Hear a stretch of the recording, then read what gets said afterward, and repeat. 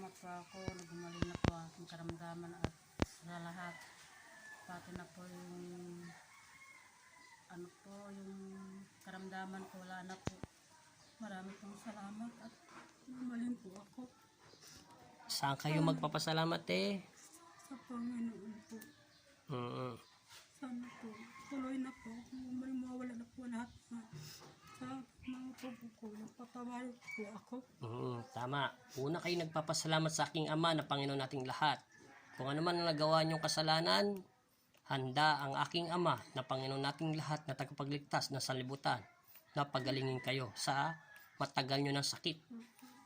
Kaya lang siya pumunta rito upang magpasalamat lang siya sa kaginawa ng ginawa ng Diyos sa kanya. Hindi ako nagamot sa kanya dahil hindi ko siya kilala. Dinala siya ng Diyos dito upang gabayan dahil kay ate. Siya ang ginawang instrumento ng Diyos para itong kaibigan niya malayo na sa kapahamakan o anumang panganib na nangyayari sa kanyang buhay sa matindi niya ng inaalilihan ng demonyo. Sige magpasalamat na kayo sa Panginoon para Salamat po. kayo mahiyati magsalita. Diba sinabi ng Diyos, huwag niyong ikakahiya ang aking Ama.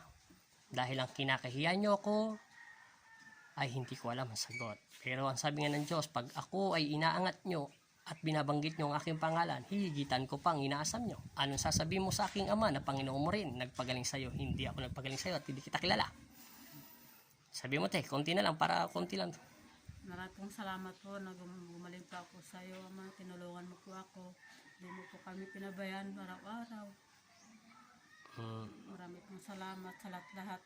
Kaya lang kayo pumunta rito, Kaya po pumunta rito dahil magbalik po ako para magpasalamat po sa iyo, Ama. Sa Panginoong Jesus, Amang Nazareno.